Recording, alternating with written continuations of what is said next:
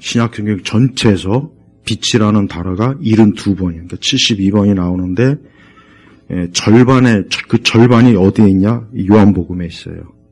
그만큼 이 요한복음은 예수님을 빛으로 아주 강하게 이제 드러내는 거예요. 그러니까 예수님을 이 세상의 빛이다.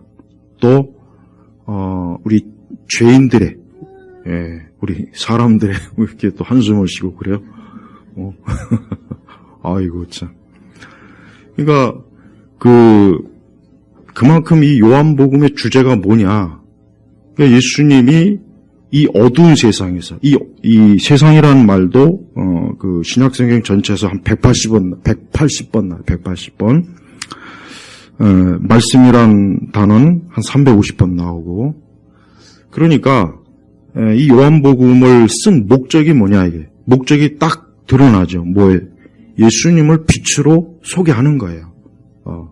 그럼 왜 예수님을 빛으로 소개하느냐? 그것은 예수님이 이 세상, 즉 어두운 죄로 인해서 세상 자체도 이 자연의 질서도 문제가 많고 무엇보다도 우리 사람 자체가 죄로 인해서 완전히 거의 파괴됐죠. 그래서 우리의 생각이나 마음이나 이성이나 감정이나 모든 부분이 지금 사실은 엄청나게 문제가 많아요. 그러니까 소망이 없는 거예요. 근데 그 소망이 없는 이 세상과 우리 사람들에게 환한 빛이 오셨는데 그분이 바로 예수님이다. 그러니까 요한복음에서 왜 이렇게 빛에 대한 것들을 많이 얘기하냐. 결국 사람이 예수님을 믿고 예수님과 함께 동행하면은 어때요? 그 사람은 이제 어둠에서 빛의 영역으로 들어오고 더 이상 어둠에서 헤매지 않는 거예요. 어둠에서 멸망당하지 않는 거예요. 사실 수많은 사람들은 보면은 어둠에서 헤매는 거예요. 아무리 지식이 많고 기술이 좋고 똑똑해도 사람이 자기 자신의 처지를 올바로 인식을 못하면 그게 지금 어둠에 속한 거라고요. 그렇게 똑똑하고 그렇게 세련되고 많은 문화를 어떤 고급 문화를 누리면서도 사람이 어디서 왔고 왜 살아야 되고 어떻게 종말을 맞이하는지 이걸 모르잖아요. 그걸 모른다고요. 아무리 많은 철학자들도 그런 부분에서 다 생각이 다르고 의견이 다르고 그리고 다 틀려요. 누구 하나 맞는 게 없어요. 오직 이 성경의 말씀, 이 하나님 말씀에서만 정확하게 보여주는 거예요. 자, 예수님께서 43절에 보면 이런 말씀이 있어요. 이튿날 예수께서 갈릴리로 나가시다가 빌립을 보시고 그에게 나를 따라오너라 하고 말씀하셨으니, 그러니까 여기서 이제 나를 따라오너라 이 말은 좀 더 다르게 만약에 더 이해하기 쉽게 번역하면 나와 함께 다니자. 더 정확하게 이걸 의역을 한다면, 그러니까 예수님이 빌립에게 뭐라 그랬냐면 나와 함께 다니자요. 맞아요. 하나님은 지금도 사람들에게 나와 함께 다니자, 나와 함께 하자. 이게 바로 뭡니까? 예수님의 초청이에요. 초대예요. 그러니까 이제 나와 함께 하면 이제 더 이상 어둠과 죄악과 죽음과 사망에서 이제는 두려워 떨 필요가 없다. 그러니까 나와 함께 있자. 나와 함께 다니면 이제 너는 생명의 길로 계속 갈 것이다.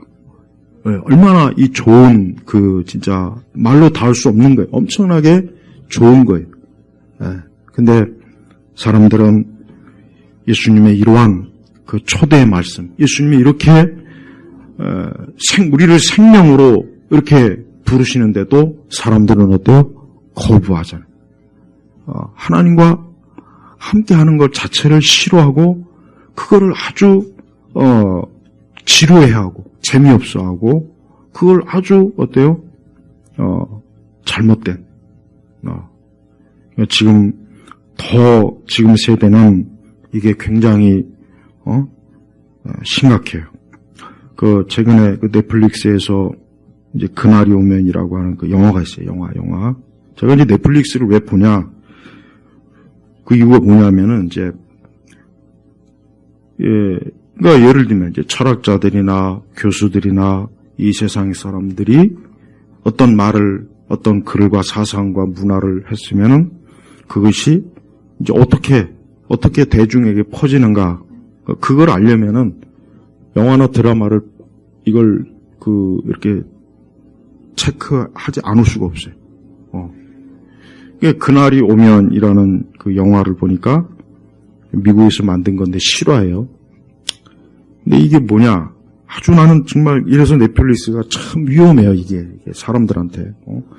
어떤 흑인 목사가 엄청나게 아주 참 대형 교회를 이루고 잘 나가는 이 목사가 어느 날 갑자기 자기 삼촌이 그만 어떠한 일로 인해서 잘못돼서 그만 참 자살을 했어요. 근데 이제 자기가 도와줄 수 있는 상황인데 도와주질 않은 거예요. 이제 그게 막 죄책감이 들어서 막 고민하다 갑자기 무슨 생각이 드냐. 과연 하나님께서 모든 사람이 꼭 다 예수님 믿어야 되느냐. 꼭 모든 사람이 예수님 믿어서 구원받느냐. 여기에 대해서 의문을 제기한 거예요. 그러면서 갑자기 그냥 횟가닥 마음과 생각이 바뀌어서 회중들 앞에서 수천 명 앞에서 이제 하나님은 모든 사람을 다 구원하십니다. 교회 안 다녀도 예수님 안 믿어도 모든 사람을 다 구원하시니까 안심하라. 이런 메시지를 전하니까 막 교회가 완전히 발칵 뒤집어졌어요. 근데 그거는 대단히 잘못된 거죠. 하나님은 예수님과 함께 동행하는 사람만 구원하시는 거예요. 예수님과 함께 동행하지 않는 사람, 함께 하지 않는 사람은 하나님이 자신의 처소로 하나님이 이끌지 않아요. 이게 신약 성경, 이게 하나님 말씀의 복음의 가장 중요한 핵심이에요.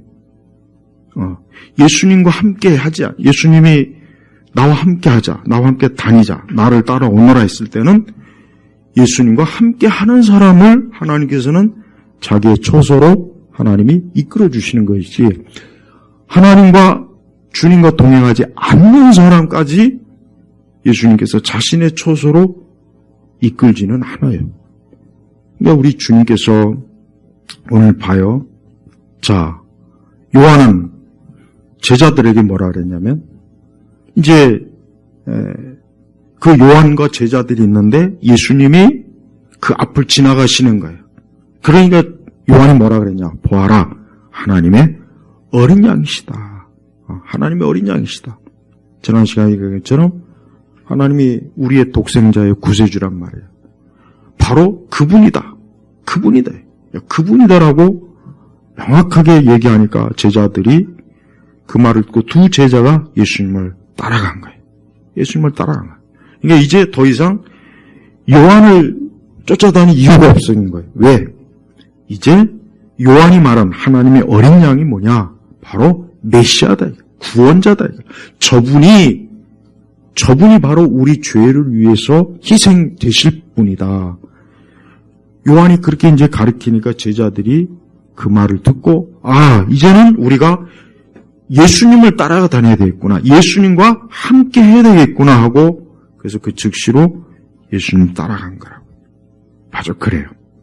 모든 사람들이 지금 자신의 인생의 길에서 이 중요한 결단이 있어야 돼요.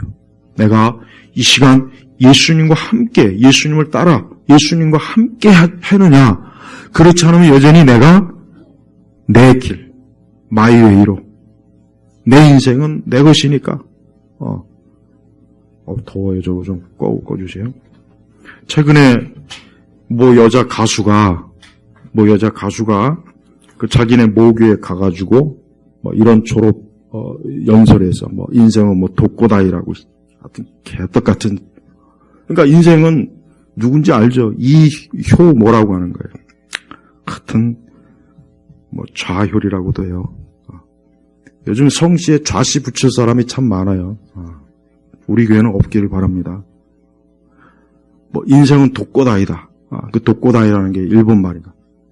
인생은 자기 혼자 가야 된다. 누구도 믿지 말아라. 굉장히 멋있는 말 같죠? 그런 말을 중고등학교 애들이 들으면은 망상에 사로잡힌다고요. 굉장히 멋있어 보이고 그냥 중2병이 걸리는 거예요. 그런 말을 졸업하는 애들한테 걔들이 뭘 알겠어요? 이제 졸업하는 19살짜리 애들이 뭘 알겠냐고, 인생을. 그러니까 그런 애들 앞에서 인생은 너 스스로가 결정하는 거다. 누구도 믿지 말아라. 굉장히 멋있는 말과 아주 막 참 멋있기는 뭐가 멋있어요, 그게. 그러니까 그거를 그 졸업 연설이라고 그 학교 자기 그 모교에 가가지고 이게 얼마나 그게 미련한 짓입니까? 과연 인생이 독고다이라고 생각해요? 어디 한번 살아봐요. 살아보라고 어디. 얼마나 인생이라는 게 험난한, 얼마나 가시밭길, 늪지대도 있고, 수렁도 있고, 함정도 있고, 거기를 자기가 혼자 갈 수 있겠습니까? 다 그렇게 혼자 가다가 뒤지는 거예요. 다 그렇게 혼자 가다가 누구나 다 그렇게 용기 있게 걸어가다가 다 사망에 빠지는 거라고요. 인생은 예수님과 함께 하느냐 아니냐 딱 둘 중에 하나예요. 그러니까 예수님께서 나를 따라오너라, 그러니까 나와 함께 가자, 이 말씀을 듣고 예수님과 함께 가든지 그렇지 않으면 진짜 자기 혼자 가요. 둘 중에 하나예요. 그럼 누가 그러면 인생을 바르게 사는 거예요? 누가 인생을 바르게 사는 거예요? 주님과 함께 가는 사람이 바르게 사는 거라고요. 오늘 예수님께서 몇몇 제자들을 이제 불러요. 40절 보니까 요한에게 듣고서 예수님을 따른 두 사람 중 하나는 시몬 베드로의 형제 누굽니까? 안드레. 이 안드레는 스코틀랜드의 수호 성인이에요. 옛날 그 스코틀랜드 중세시대 때. 이 안드레는, 시몬 형제 안드레는 뭐 했습니까? 예수님을 만나고 난 이후에 뭐 했냐? 41절에 보니까 그가 자기 형제 시몬을 찾아가서 말하기를 우리가 메시아를 어때요? 만났다 했어요. 만났다. 근데 만났다가 아니에요. 더 정확하게는 찾았다예요. 찾았다. 헬라어 의미는 우리가 메시아를 찾았다. 그러니까 이 안드레가 예수님을, 그러니까 요한을 통해서 예수님을 만났어요. 메시아를 만났어요. 그래서 우리가 드디어 기다리던, 그렇게 우리 조상 때부터 수천 년간 기다리던 그분이 구원자가 드디어 오셨구나 해서 제일 먼저 누구에게 갔느냐? 그의 형제 어때요? 그 시몬, 누구의 시몬이? 나중에 베드로, 시몬에게 간 거예요. 가서 뭘 했습니까? 우리가 메시아를 찾았다. 이 얘기가 뭐냐면 그만큼 이 안드레가 너무나 감격스러워서 내가 오늘 드디어 그렇게 우리 민족, 우리 조상들이 그렇게 열망했던 하나님, 그 메시아를 내가 오늘 만났는데 이거를 나만 알고 있으면 되겠냐 해서 빨리 가서 자기 형제 시몬을 찾아가서 시몬에게 얘기하는 거예요. 그래서 42절에 그가 시몬을 예수께 데려오니 예수께서 그를 보시고 말씀하셨다. 예수님을 너는 요한의 아들 시몬이니 앞으로 너를 개발하고 부를 것이다. 이 베드로 반석. 이거 봐세요. 이 안드레가 전도한 사람이 누구예요? 베드로예요. 베드로. 이 베드로가 나중에 사도행전에서 어떻게 합니까? 지난주 설교했잖아요. 한 번에 설교해서 3,000명의 영혼을 건지잖아요. 봐요. 만약에 안드레가 자기만 알고 자기만 메시아를 쫓았다면 어떻게 됐겠습니까? 그러면은 과연 베드로가 예수님을 만났겠어요? 또 앞으로 베드로를 통해서 수천의 영혼들이 과연 주님께로 돌아오겠냐 이게. 우리는 영혼들을 사람들에게 데려가야 돼. 주님께로 데려와야 돼. 나만 혼자 믿고 나만 혼자 알고 있지 말고 이 안드레처럼 자기 형제, 가까운 자기 형제에게 내가 메시아를 만났다. 내가 메시아를 찾았다. 빨리 와라. 빨리 와봐라. 드디어. 그러니까 예수님께서 이 안드레가 데려온 이 시몬을 너는 이제부터 개바. 넌 이제 베드로다.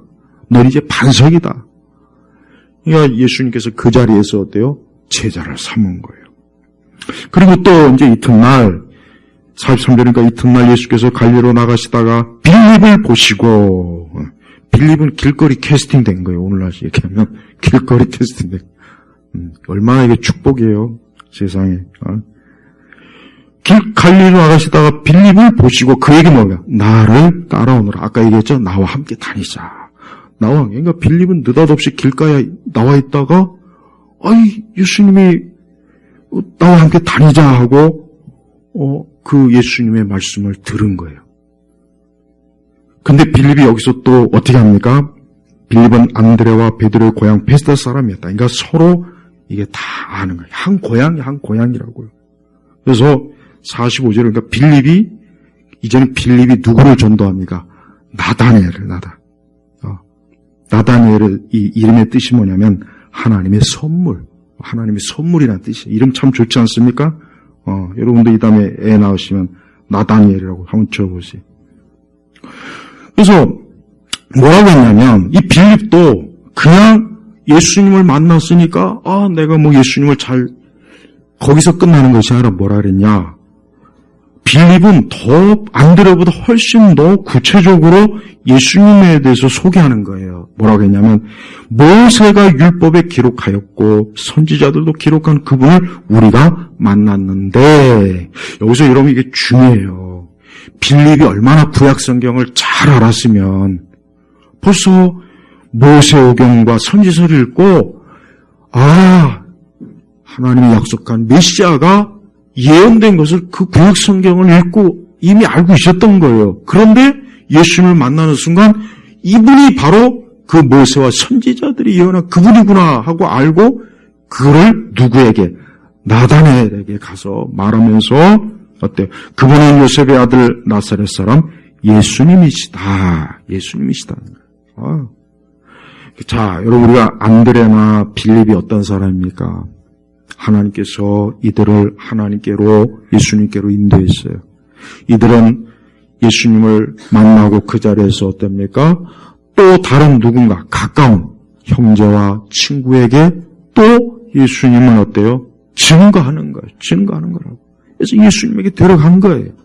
그래서 예수님을 직접 만나게 해서 이분이 우리가 그렇게 기다리던 예수님이다 하고 아주 너무나 놀라서 예수님에 대해서 소개해요. 근데 46절에 나다니엘이 그에게 말합니다. 뭐라고 합니까? 나사렛에서 무슨 선한 것이 나올 수 있겠느냐. 근데 여러분 왜 나다니엘이 왜 이런 말을 했겠습니까? 왜 나다니엘이 갑자기 나사렛에서, 왜냐하면 메시아는 어디서 나와요? 베들레헴에서 오잖아요. 이미 예언돼 있잖아요. 그러니까 나다니엘은 무슨 나사렛에서 뭐가 나오겠냐. 왜? 선지자들이 예언한 게 거긴 없거든요. 그러니까 이 빌립이 좀 처음부터 이 예수라는 사람이 그 베들레헴 출신이다 그랬더라면 아마 나다니엘이 처음부터 이렇게 반응하지 않았을 거예요. 근데 그 빌립은 뭐라 그랬냐면 입 닥치고 와서 봐라. 이게 입 닥치고 이런저런 하지 말고 빨리 와서 봐라. 네가 직접 와 봐라. 너가 의심이 되면 네가 직접 와서 보라 이거 보라. 우리가 복음을 전할 때는 좀 강권하는 게 있어야 돼요. 복음을 전할 때는 이렇게 그냥 부드럽게만 하지 말고 강하게 권할 필요가 있다고요. 빨리 교회 와라. 예수님 믿어라. 빨리 이제 신앙생활 해라. 좀 강하게 권할 필요가 있어요. 그냥 유들유들하게 순하게만 하면 안 돼요. 그러니까 이 빌립은 나다니엘이 자꾸 그 말도 안 되는 소리 하지 말라 그러니까 빌립 오니까 와서 봐라. 이게 네가 와서 직접 보면 되지 않느냐. 내 말이 틀린지 아닌지 네가 와서 직접 봐라. 그러니까 우리도 그래야 돼. 우리가 누군가를 전도할 때는 뭐 이런저런 거 막 미리 예상을 하면 안 돼요. 야, 이 사람이 뭐 교회 가봐야 뭐 말씀을 듣겠나, 예수님 믿겠나, 이 사람은 힘들 것 같은데 막 이것저것 다 계산하면 결국 못 데려와요. 전도를 못 한다고. 그냥 무조건 그냥 교회를 데려오는 거예요. 그냥 오늘 교회 가보자. 그게 제일 좋아였지. 그가 믿을지 안 믿을지는 하나님의 손에 달린 거지 우리 손에 달린 게 아니라고요. 그러니까 빌립도 나다네 때 이런 복잡한 말 하지 않잖아요. 그냥 와서 봐라. 네가 한번 직접 내 말이 틀리면 와서 보라. 해서 예수님 뭐라니까 예수님께서 나다니엘이 자기 온 것을 보시고 그에 대하여 말씀하시 보아라 참 이스라엘 사람이다. 그 속에 간사한 것이 없다. 이 나다니엘이라고 하는 사람은 우리 예수님께서 참 정말 칭찬한 사람이에요. 간사한 것이 없다. 이게 뭔 얘기냐? 이 나다니엘은 마음이 굉장히 순수해요. 마음이 순수한 거예요. 그 마음이 이중인격이 아니에요. 교활하거나 음흉하거나 남 뒤통수 치거나 뒤에서 막 중상모략하거나 남을 막 악하게 대하는 그런 사람이 아니라 굉장히 순수한 사람. 아주 순수한 거예요. 순진무구하고 뭔가 모르게 이 사람이 좀 아주 이상적인 뭔가 좀 아주 그러니까 때묻지 않은 사람이에요. 때묻지 않아. 쉽게 가장 우리 한국식으로 얘기하면 때가 묻지 않은 사람인 거예요. 예수님이 그렇게 이 나다니엘을 칭찬한 거예요. 나다니엘이 아니 예수님이 나를 처음 봤는데 아니 어떻게 저를 아십니까? 하니까 뭐라 하냐? 빌립이 너를 부르기 전에 내가 무화과나무 아래에 있을 때 내가 너를 보았다. 자 보세요. 하나님께서는 이미 하나님의 구원받을 자를 미리 아시는 거예요. 미리 아시는 거예요. 빌립이 전도는 했지만 사실 이미 그 이전에 누가요? 예수님이 벌써 나다니엘을 알고 계셨던 거예요. 그러니까 이제 나다니엘이 뭐랍니까? 49절에 같이 보겠습니다. 나다니엘이 그분께 대답하였다. 랍비님, 그러니까 존칭해요. 랍비라고 하는 말은 당신은 하나님의 아들이시며 이스라엘의 왕이십니다. 그러니까 나다니엘도 진짜 빌립의 말이 맞구나. 야, 정말 이분이 진짜 메시아이구나. 구원자이시구나. 이분이 진짜 이스라엘이 그토록 기다리던 왕이시구나 하고 그냥 아주 나다니엘이 너무나 감격해가지고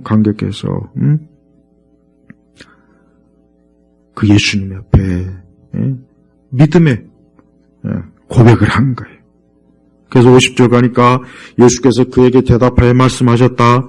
내가 무화과 나무 아래에 있는 것을 내가 보았다고 말함으로 믿느냐? 내가 이것들보다 더 큰 일들을 볼 것이다. 그러니까 예수님께서 나다니엘이 무화과 나무 아래에 있는 거 본 거는 아무것도 아니라는 거죠. 그렇죠. 하나님의 아들이 이런 게 뭐가 이게 큰 일이겠습니까? 별거 아니에요. 근데 앞으로 더 큰 일을 본데 뭐라냐 51절에 예수께서 그에게 말씀하시기를 그들에게 내가 진정으로 너에게 말하는데 너희는 하늘이 열리고 하나님의 천사들이 인자 위에 오르락내리락 하는 것을 볼 것이다. 이 얘기가 뭡니까?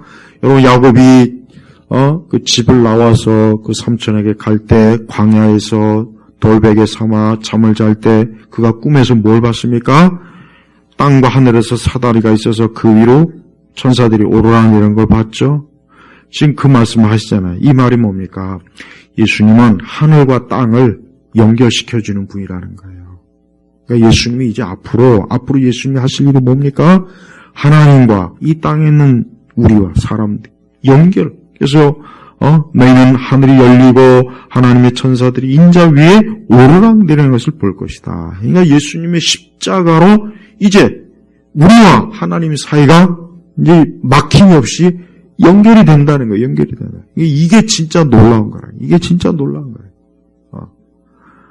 예수님께서는 이제 요한은 자기의 사명이 다 끝났어요.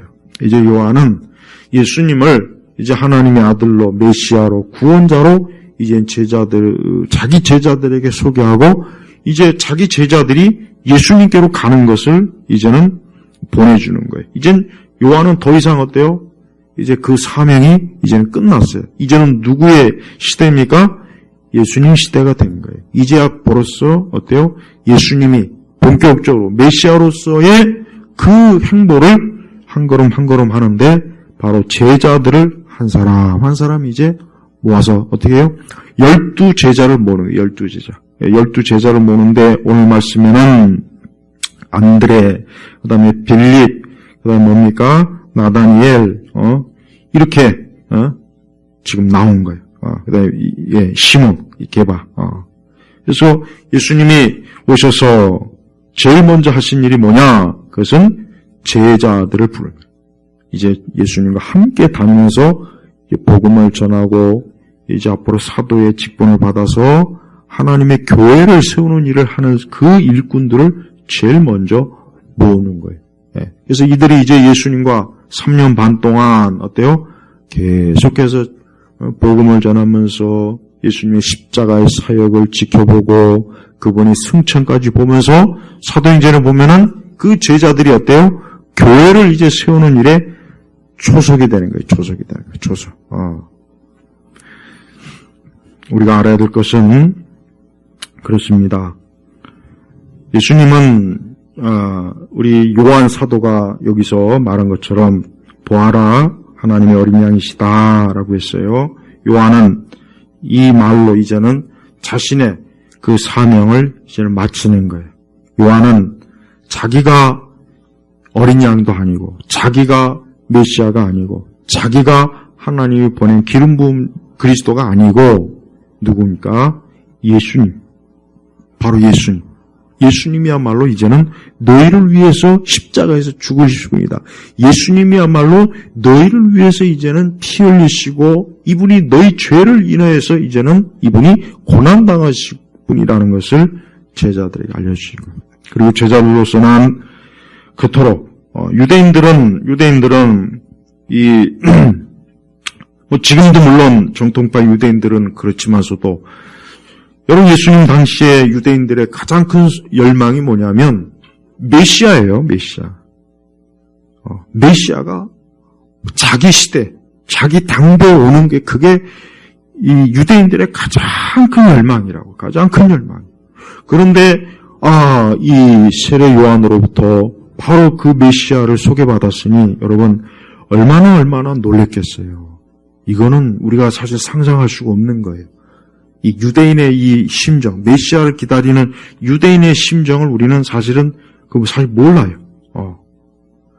다만 우리는 성경을 통해서 이 예수님을 만난 이 사람들이 하나같이 다 뭡니까? 예수님을 하나님의 아들로 인정했다는 것. 이게 중요한 거예요. 왜 그렇습니까? 사실은 가짜 메시아가 예수님 오시기 전이나 예수님 당대나 많았어요. 가짜 메시아. 내가 메시아다. 내가 메시아다. 내가 메시아다. 가짜 메시아가 많았다고요. 근데 이 나사렛 예수, 이 예수님은 제자들에게 조금 더 어떤 의문이나 어떤 의혹의 대상이 안 될 만큼 바로 그 즉시로 이분이 진짜 메시아라는 것을 그 즉시로 알 만큼 하나님께서는 저들에게 이분이 메시아라는 것을 즉각적으로 그 마음에 믿도록 믿음을 주신 거예요. 믿음을 주신 거예요. 오늘날도 그렇습니다.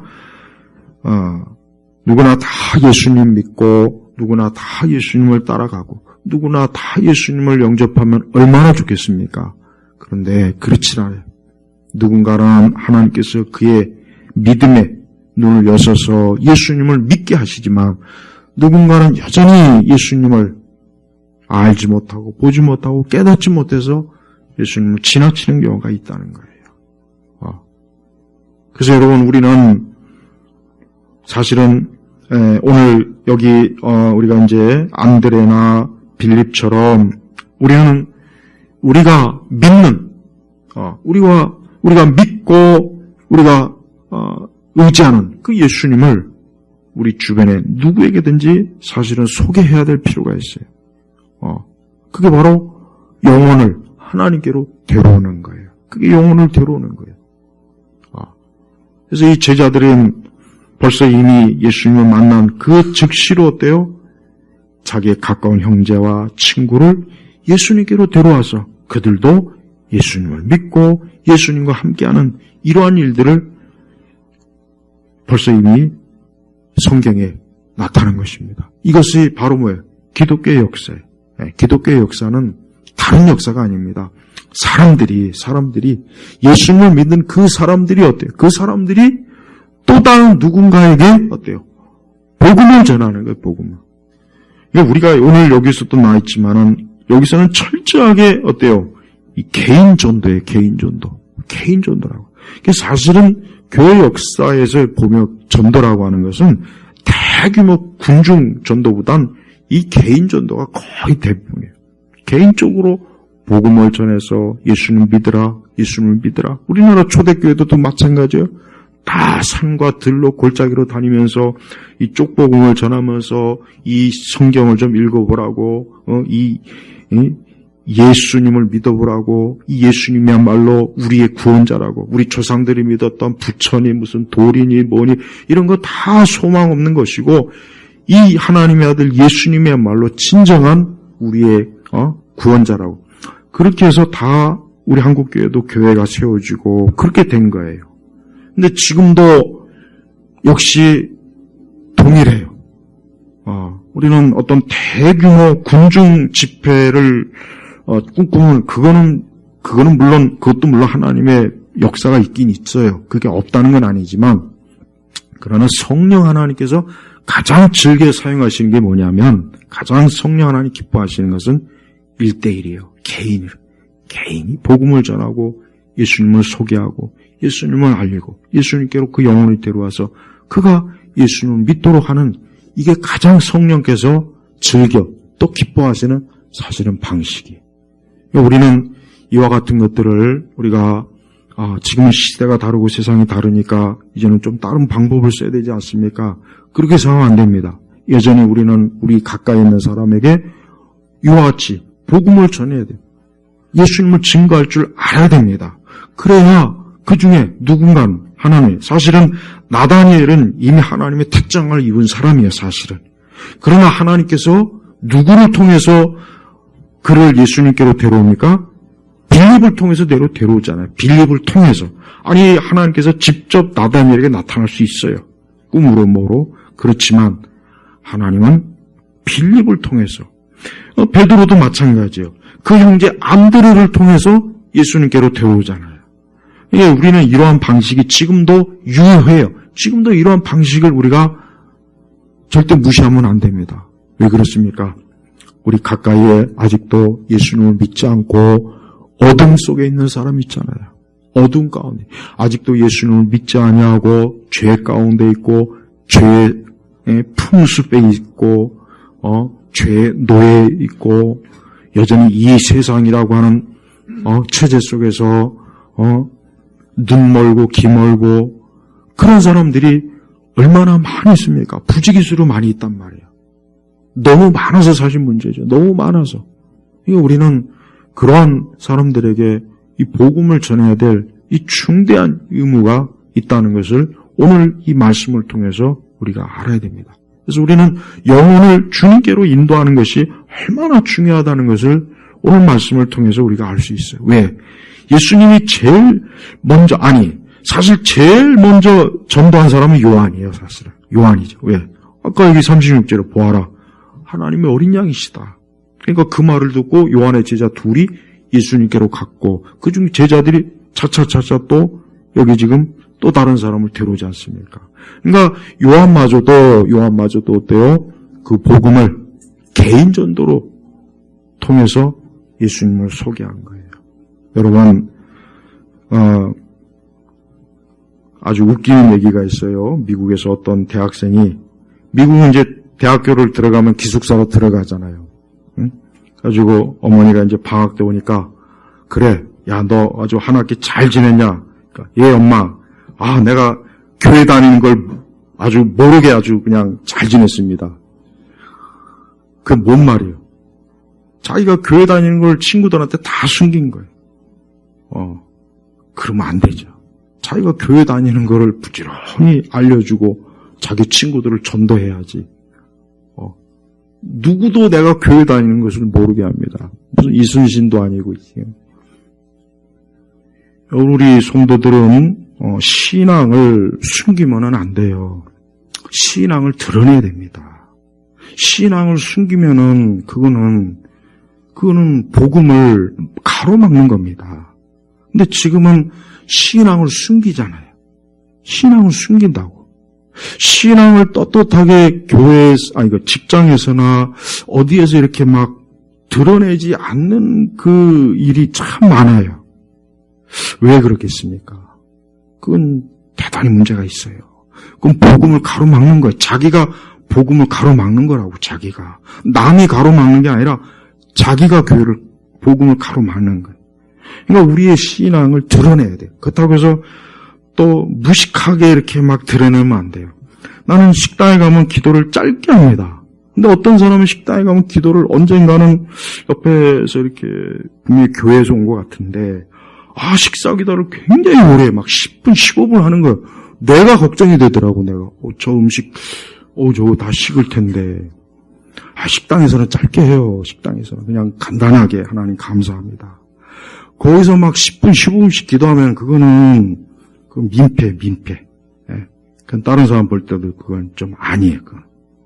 우리가 신앙을 드러내는 방식도, 사람들에게 좀 이렇게 뭔가 좀 거부감이 드는 방식은 사실은 좀 자제를 해야 돼요. 그러니까 머리띠 두르고 막 예수 천당. 물론 그게 틀린 건 아니지만 지금 사람들이 그걸 볼 때는 굉장히 좀 거부감이 강해요. 지하철에서도 마찬가지고. 그리고 왜 그렇게 복음을 전할 때 좀 자연스럽게 전하면 좋은데 왜 좀 이상하게 왜 보여야 됩니까? 좀 저 사람 정신 이상한 거 아니야? 그러면 안 돼요. 왜 이렇게 복음을 전하는데 지극히 정상적이고 지극히 평범하게 보여야지. 그러니까 복음을 전해도 왜 얼마든지 그렇게 전할 수 있는 거예요. 이상하게 비치지 말라고, 이상하게. 우리는 양극단을 조심해야 돼요. 아예 우리가 신앙이 있는 것을 아예 싹 숨기면서 우리가 산다는 건 아주 잘못된 거고, 또 하나, 또 이상하게 비치면 안 돼요. 교회 다니면 저렇게 정신이 나가는구나. 나는 교회를 절대로 가까이 하면 안 되겠구나. 되게 방언하는 사람들. 길바닥에서 왜 방언을 해, 왜? 그런 거 하지 마요, 왜? 왜 그걸 하냐고. 그러니까 우리가, 오늘 예수님께서 전도하는데, 어디 눈에 거슬리는 게 있습니까? 하나도 자연스럽잖아요. 이상하게 전도하는 게 없잖아요.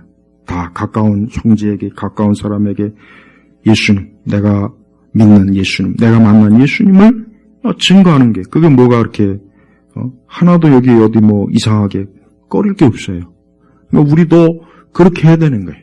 그래서 지금도 예수님을 믿지 않는 무수하게 많은 사람들이 지금도 계속 멸망의 길로 계속 가고 있어요. 그들이 그 길을 멈추지 않는 한 언젠가는 그 멸망의 구렁텅이에서 결국은 멸망할 거라고요. 그러니까 우리는 신속하게 그들에게 예수님을 증거해서 그들이 빨리 주님께로 오게 해야 될 중대한 그 사명이 우리 각자 믿는 모든 사람들에게 다 있어요. 바로 오늘 말씀은 그걸 보여주는 거예요. 요한 사도도 그렇고, 요한 선지자도 그렇고, 또 우리 예수님도 그렇고, 이 영혼들을 그냥 지나치지 아니하고 자기에게로 이끌어서 나와 함께 다니자. 왜? 예수님의 생명이요. 예수님을 통해서 이제는 누구나 다 영생, 축복된 소망의 길로 가도록 이끌어 주잖아요. 이게 우리 주님이 가장 기뻐하시는 이 땅에 오신 유일한 목적이라. 유일한 목적. 예수님이 이 땅에 오신 것은 무엇보다도 영혼을 하나님께로, 주님께로 이끄는 것. 우리 주님은 그것을 위해서 유대 전역을 다니면서 하나님 나라에 이 복음을 전파했다고 분명히 그랬어요. 그러니까 우리도 그와 같이 지금, 그래서 우리는 지금도, 지금 세대가 이렇게, 어둡고, 또 우리 교회가 또 어둡고, 점점 복음의 빛을 드러내는 것이 아니라 이 복음의 빛이 자꾸 꺼져요. 곳곳에 있는 복음의 빛이 자꾸 꺼져서 더 자꾸 어두워지고 있어요. 그러니까 우리는 이러한 때 더 빛을 막 드러내야 되는 거예요. 중국이 최근에 이 불꽃놀이를 다시 허용했어요. 중국이 그냥 온 도시가 그냥 막 불꽃놀이를 아주 뭐 난리가 아니야, 난리가. 곳곳에 막 불꽃 축제가. 사실은 영적으로 이 교회는 이 복음의 빛을 이 곳곳에 다 이렇게 사실은 전파해야 돼요. 그게 사실 교회가 해야 될 굉장히 중요한 일인데 교회가 그걸 못하고 있어요. 그걸 못하고 있고 어떻게 보면 교회는 그냥 자기들끼리 모여서 그냥 교회 그 끼리끼리 그 안에서 그냥 이렇게 그런 일이 사실 많이 있습니다. 우리 성도들은 이렇게 주일날 예배드리고 말씀을 듣고 우리가 하나님 나라에 관한 소식을 우리가 들었을 때 우리는 이 소식을 나만 듣고 끝내지 말고 우리는 이 복음의 소식을 부지런히 내 가까운 사람에게 증거하는 그런 증인의 일을 반드시 해야 되는 겁니다. 바로 요한복음은 빛 대신 그 빛 대신 예수님에게 사람들을 이끌어내는 이야기예요. 요한복음 자체가. 그러니까 모든 사람들이 그리스도라고 하는 이 빛으로 사람들이 모이는 것, 자꾸 모여가지고 결국은 하나님의 나라가 이루어지고 완성되는 그 내용이 이 요한복음입니다. 우리가 영적으로 오늘 말씀을 더 잘 우리가 살펴본다면 우리는 예수님을 따라 다니고 예수님과 동행한다는 사실은 우리의 인생에 있어서 아담의 죄성을 물려받은 모든 인생들에게 있어서는 아주 절대적인 문제입니다. 그렇지 않다면 왜 하나님께서 예수님을 이 땅에 왜 보내셨겠습니까? 우리는 신학적으로 하나님께서 예수님 말고 또 얼마든지 구원할 수 있는데 예수님을 보내신 것이냐 아니면 예수님 외에 다른 대안이 없기 때문에 하나님 예수님을 보내신 것이냐 신학자들은 이 두 가지 사이에 서로 논쟁을 많이 합니다. 그렇지만 우리는 예수 그리스도 외에 하나님도 다른 대안이 없어요. 하나님도 예수님 외에 다른 대안이 없기 때문에 예수님을 보내신 거예요. 왜? 인간의 죄를 해결할 수 있는 문제는 오직 그리스도만이 할 수가 있는 거예요. 예수님만이 할 수가 있기 때문에 예수님이 이 땅에 오신 거예요. 그분이 빛으로 오셨어요. 이제 그분이 빛으로 오셔서 이제는 어두운 이 세상, 어두운 가운데서 지금도 헤매고 있는 우리 주변에도 수많은 사람들이 어둠 가운데 있어요. 네. 이제 저들은 이 자연의 빛만 알고 있지 영적인 빛을 모르는 거예요. 네. 그들에게 영적인 빛을 알려줄 책임이 이제 우리 각자의 성도들에게 있는 것입니다. 점점 이 빛이 우리 성도 한 사람 한 사람이 비칠 수 있는 빛이 자꾸 사라질 때마다 그만큼 세상은 더 어두워지고 있어요. 우리가 지금 그걸 보고 있어요. 우리가 살고 있는 세상은 지금 그 상태가 지금 계속해서 가고 있어요. 이럴 때 더 우리가 영적인 경각심을 가지고 이 복음, 이 빛을 곳곳에 우리가 길가에서든지 우리의 사무실에서든지 우리 어디에든지 이 빛을 드러낼 때 사람들은 자기가 그동안 그중에 분명히 자기가 그동안 찾았던 빛이 여기 있구나. 내가 드디어 그렇게 원했던 내가 그동안 알지 못했던 그 빛이 이것이구나 하고 예수 믿는 사람이 분명히 있을 거란 얘기예요. 그러니까 우리 성도님들 우리 자신도 바로 이와 같이 빌립이나 안드레와 같이 이런 사람들이 있어서 결국 우리까지 복음이 오게 된 거예요. 결국은 이런 사람들 때문에 우리에게까지 온 거예요. 그럼 우리도 여기서 멈추지 말고 우리를 통해서 또 누군가가 예수님을 믿어서 그가 새 생명을 얻도록 해야 돼요. 이 세상은 지금 어두워요. 심각하게 어두워요. 세상은 지금 어떻게 보면은 멸망하기 직전의 세상이에요. 이 세상은 멸망하기 직전이라고요. 근데도 사람들은 축구에 미쳐서 날리고 그러니까 정작 사람들이 자기에게 가장 중요한 문제가 지금 달려있는데 그 문제는 아예 모르고 하찮은 문제 가지고 서로 싸우고 다투고 서로 죽이고 이거 다 마귀가 뒤에서 얼마나 그걸 좋아하겠습니까? 우리는 그래서 교회는 조심해야 돼요. 나는 정치적으로 물론 내가 우파이긴 하지만 그렇다고 해서 복음을 막 하기만큼 정치적으로 내세우고 싶진 않아요. 왜? 만약에 그것 때문에 애초부터 복음을 들을 생각을 딱 마음을 접는다면 아예 얘기를 안 하는 게 나아요. 그러니까 우리 중요한 것은 영혼을 구원하는 게 중요한 거예요. 영혼을 구원하기 위해서라면 우리는 그런 부분도 우리가 그걸 크게 내줄 필요 없어요. 한 영혼을 건지는 일이 가장 중요한 일이에요. 이 일을 위해서 우리가 하나님 우리에게 사명 주셨고 우리를 부르신 거예요. 근데 우리가 이 일을 제대로 하지도 못하면서 다른 거를 막 우리가 내세운다면 그건 심각하게 잘못된 거예요. 그건 사도 바울의 그 복음 전도에 관한 그런 관점하고 너무 틀린 거예요.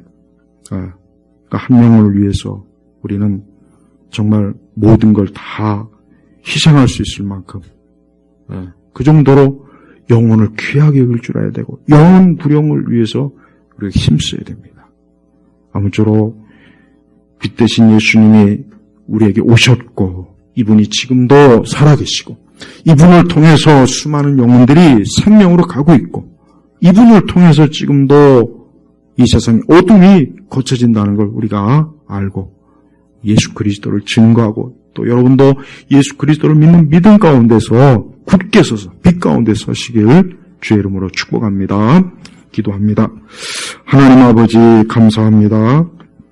오늘도 우리 주 하나님 아버지께서 우리의 빛 대신 영광의 주 예수님을 말씀을 통해서 드러내신 걸 감사하게 생각합니다.